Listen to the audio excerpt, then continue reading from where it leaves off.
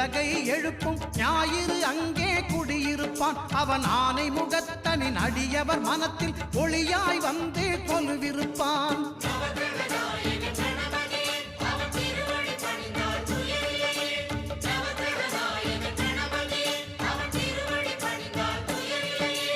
ஒன்பது கோளும் ஒன்றாய் காண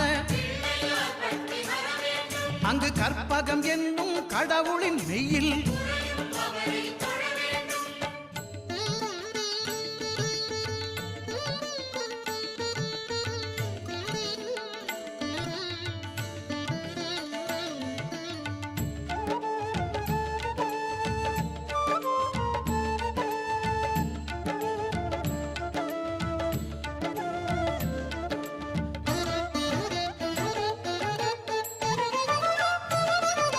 திங்கள் பகவான்